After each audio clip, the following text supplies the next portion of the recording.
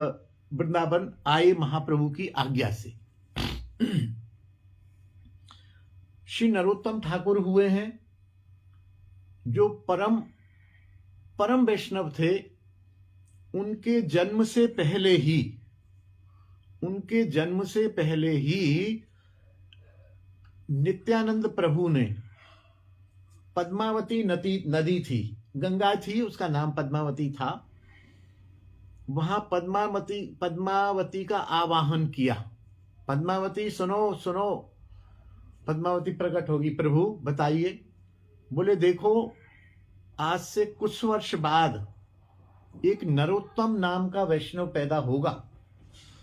ये जो महाप्रभु ने अश्रु बहाए हैं, नित्यानंद प्रभु मैंने जो अश्रु बहाए हैं, उन अश्रुओं की पोटली हम तुम्हें दे जा रहे हैं, उन प्रेमाश्रुओं की पोटली हम तुम्हें दे जा रहे हैं। तुम जब नरोत्तम तुम्हारे पास आएगा, उसको ये प्रेमाश्रुओं की पोटली दे देना, क्योंकि वो प्रेम भक्ति का परम सिद्ध वैष्णव होगा। तो पद्मावती ने कहा, प्रभु अभी तो जन्म नहीं हुआ, आपकी इतनी करुणा, इतनी कृपा कि आप उसके लिए अश्रुओं, प्रेमाश्रुओं की पोटली दे जा रहे हैं। बोले हाँ, वो बाद में आएगा और अपने अंश के रूप में मैं भी उसमें विराजमान रहूंगा। तो बोले उसको पता कैसे लगेगा, मुझको कैसे पता चलेगा? बोले नहीं, जब वो तुम्हारे पास आएगा, उसके प्रेम को और उसकी भावना को देख के तुमको पता चल जाएगा। ये पोटली तुम नरोत्तम को सौंप देना। ये है वो नरोत्तम ठाकुर। और ऐसा ही हुआ। अब उनका चरित्र नहीं बताऊंगा विशेष, क्योंकि हमारा विषय अलग है। तो नरोत्तम ठाकुर जब पद्मावती पर आए, तो पद्मावती ने प्रकट होकर उनको प्रेमाश्रुओं की पोटली दे दी, और उस पोटली से नरोत्तम ठाकुर ने स्नान किया, और वो सारे नित्यानंद प्रभु और महाप्रभु का पूरा प्रेम उनके रोम रोम में व्याप्त हो गया। बोलिए नरोत्तम ठाकुर की जय।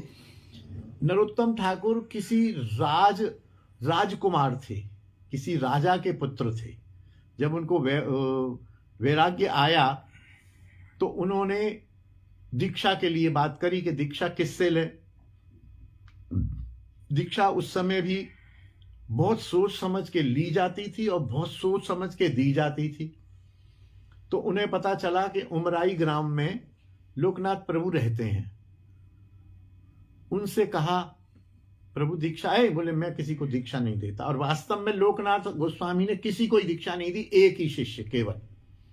कैसे कि लोकनाथ प्रभु उमराई गांव में 2:30 बजे उठते और लोटा लेके शौच के लिए कहीं एक जंगल में किसी एक विशेष स्थान पर जाते थे। तो नरोत्तम ठाकुर ने सोचा कि मैं कोई इनकी सेवा करूं, ये सेवा से प्रसन्न हो जाएं तो मुझे दीक्षा दे देंगे। तो आप सोचिए क्या सेवा करी उन्होंने। जहां वो शौच करने जाते थे, वो तो जाते थे 2:30 बजे, और वो उससे पहले ही जाके उस स्थान को, शौच आदि को हटा के, धो धा के, झाड़ू बुआरी करके और जल की झाड़ी भर के रख के और गोल हो जाते थे। लोकनाथ गोस्वामी ने देखा कि ये क्या है, ये बड़ी सफाई सी है, यहाँ पानी का लोटा रखा है, शौच का स्थान भी साफ है, कोई वहां लैट्रिन तो बनी नहीं थी, लेकिन ईंट वीट रख के जो भी व्यवस्था रही होगी। तो वो बड़े हैरान हुए। निर्जन, कोई और था नहीं, कोई शिष्य था नहीं उनका, कोई सेवक था नहीं। बड़े परेशान हुए कि ये क्या हो रहा है। तो एक दिन वो अपने समय, जो मान लो 3 बजे जाते होंगे, एक दिन वो 2 बजे पहुंच गए वहां। 2 बजे पहुंचे तो नरोत्तम जो है झाड़ू बुहारी कर रहा है। नरोत्तम को जानते तो थे। नरोत्तम ने कहा भी था, प्रभु आप मेरे को आश्रय में ले लो। तो उनका नहीं, मैं किसी को दीक्षा नहीं देता हूं, मैं इस योग्य नहीं हूं। तो जब देखा तो कौन है भाई, कौन है यहाँ अंधेरे में दीपक जला के? अरे नरोत्तम ठाकुर ने देखा, अरे ये तो गुरुदेव आ गए, ये तो आज मैं पकड़ा गया। पकड़े गए तो पकड़े गए। ये क्या हो रहा है? प्रभु मैं क्या करूं, मुझे तो आपकी सेवा के लिए ही भेजा है ठाकुर ने, मैं तो आपकी सेवा ही करूंगा, आप मुझे आश्रय दो या मत दो।